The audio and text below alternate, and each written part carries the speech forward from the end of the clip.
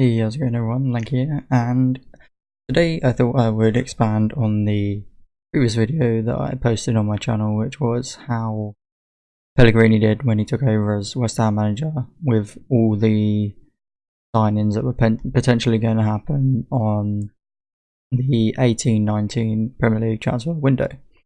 So what I thought I'd do with this video is actually take over the club myself with some limitations. I've added all the players back in again, kept the same squad. So we've got the likes of Yarmolenko, who has now been confirmed as a West Ham player, Fernandez and Fredericks and all those sort of players. But what I've done is I've actually left the responsibilities to the director of football. So although I'll be managing the game and managing the squad, the director of football will still be controlling transfers, will still be handling youth players, making offers for players. Basically, I have no control over the transfers. I get to see him finalise the deals, and I get to handle who I sell. But I won't be dealing with who West Ham buy and pretty much all that side of things. But yeah, so hopefully this will be an interesting series of videos where we go through the Premier League. I'll probably spread it out, so it's a few games in between. Maybe we'll do some live game commentaries, but yeah, we'll see how it goes. But I will be back in 2 seconds after I have done my theme, and we'll see how that looks. Okay, so welcome back. This is my initial idea with what I want to do with the squad this season. My probable starting 11 for the upcoming season. So decided to go with Fabianski in goal. I've brought in Masuaku on the left, Balbuena and Diop, then two new signings in the central defender positions. Ryan Fredericks, also a new signing on the right. Started Martin Noble over Pedro Obiang, mainly because of the impact that it has with having someone who's experienced and is a captain. Obviously Martin Noble, the captain of West Ham. Pretty much the main reason why I've decided to start him. Wilshere obviously playing next to him in the advanced playmaker role. Felipe Anderson starting on the left, inside forward. Yarmolenko on the right, also an inside forward, cutting in on their stronger foot. Yarmolenko obviously left-footed player. Felipe Anderson, I believe, a right-footed. I think they're both, to be honest, I think both of them are both feet comfortably anyway. Lanzini in the advanced playmaker role, and Arnautovic starting up front as the complete forward, and not exactly his favoured position. I could potentially later on, depending how this goes, drop Arnautovic back to the winger role, maybe drop out the advanced playmaker, but it depends. I think this is a good formation. Arnautovic can play well in a striker role. I've also set him up to be training to be the complete forward, so hopefully as time goes on he'll develop into a nice player up top there. Yeah, so the likes of when the bench, I'll sort that out later on, but we'll probably see Adrian Reed, Kiarte, Declan Rice, Antonio Snodgrass and Andy Carroll sitting on the bench, maybe Hernandez. These are also players that maybe we might need to look to offload. Depends, we don't know. Maybe bring in some new players anyway. But yeah, what I'm going to do is I'm going to crack on, get past the friendlies, and I'll report back after the friendlies. Okay, so pre-season is now over. West Ham, or myself should I say, have now played all of the friendly games, and as you can see from this result here on the screen, here the pre-seasons went very well, only conceding one goal throughout the 6 friendlies that were played. We have a look at some of the goal scorers. Yarmolenko, Arnautovic doing bits. Yarmolenko probably one of the best players in the pre-season, along with sometimes bringing on Hernandez. I'll get to why Hernandez started playing later on in these last few games. Arnautovic, Anderson, all scoring, all getting on the score sheets, but as with any game in Football Manager, and as with West Ham United, you can find here, unfortunately, this occurred during the third or fourth game that we played. So Yarmolenko did actually get a injury, was out for 4 weeks. 2 weeks already happened. As you can see, he's only had one injury in the past, so in 2011, so not too bad. So 2 weeks though, 4 weeks, sorry, for a twisted ankle.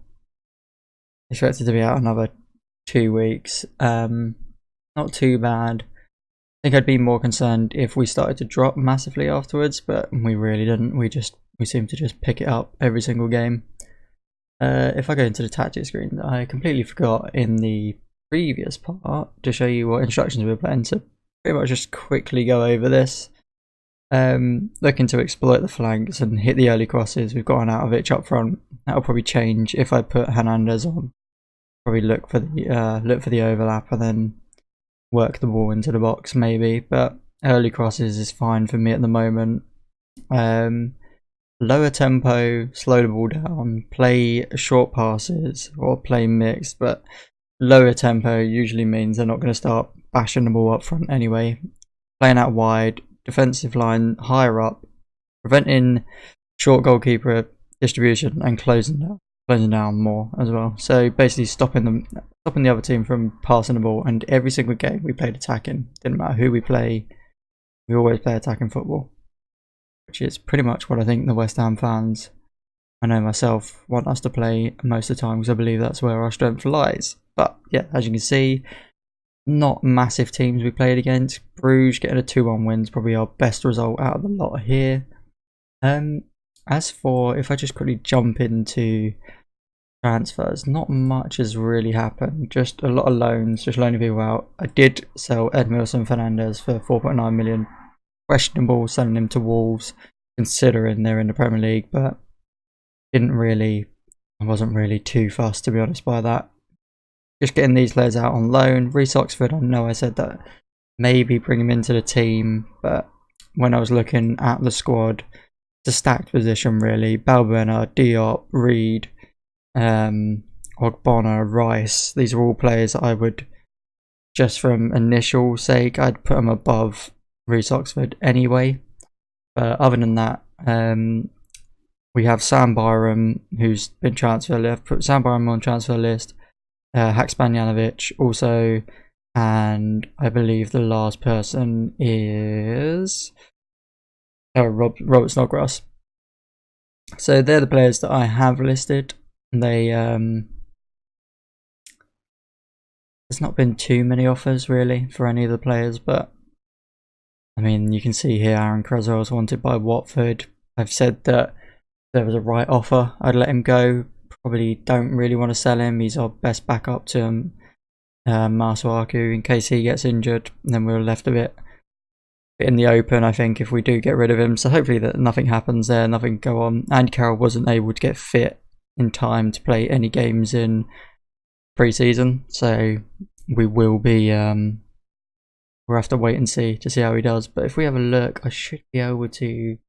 I'm not going to be able to see here, but if we jump into... Well, you can see here actually, by the average ratings. So, what I was liking when we was playing was... Judging, let's go to this screen, it's a lot easier. The balls were always going down the left. And you see Masuaku and Felipe Anderson already great partnership. Always going down the wing, sorry. And then there was these deep balls getting booted straight in over, and you'd usually find Yarmolenko would pick it up. And it would always be little header, or he'll pass it and then back across the goal to Arnautovic. It was a really good play across here. And then Lanzini was playing as almost like a centre forward as well, picking up behind Arnautovic. It was quite rare that the ball was passed across early. Usually found these two players, Fredericks, Snodgrass, Felipe Anderson, Masuaku, just ran. They just ran down the wings. Ball was being picked up well in the mid, and then also played around. It's almost like a little triangle, as you can see through these players. It would always be like this, of across the go up and then across, and then back and back, or across again. So it was really, from what I've seen in the friendlies, the way that the football was being played, it'd be really, really good. As you can see from average ratings, Anatovich did struggle, first of all, to get goals. I don't know if it will show me on here. It's not going to show me because they're not competitive, but he was scoring goals. But I think it's just where we're still training him. He'll pick it up, and then if we do need to, I think what I'll probably do for the start games is I'll drop Anatovich down here and I'll play Hernandez up front. Probably maybe sticking to this is another thing where I'm looking at, I'm either going to play him as a complete forward or the advanced forward role. Just depends where I want him to what I want him to be doing, but I feel like he's a bit more of a target man is Anatovich, so probably stick to complete forward there. Other than that, really nothing much happening nothing too drastic, should I say. Our first game is against Cardiff, then Manchester City. But what I'll probably do is in the next episode, I will start off with we'll get down to the Arsenal game, and we'll see how all those games. If we want, maybe we'll do a live commentary. So maybe we'll do Cardiff City, and then we'll do a live com for the Arsenal game to see how the London derby goes. But yeah, that's pretty much been it from the start off the beginning of this short series. We'll see how it goes. Maybe it does go beyond just one season, but initially it's just a look to see how it would handle if we played those players that weren't getting played in the AI simulation. But yeah, if you enjoyed the video, if you want to see more of this West Ham United simulation, if you want to see more live comms, if you want to see pretty much where this team's going to go, leave a like down below. Make sure to subscribe so you know when the videos go out. And yeah, I'll catch you guys next time.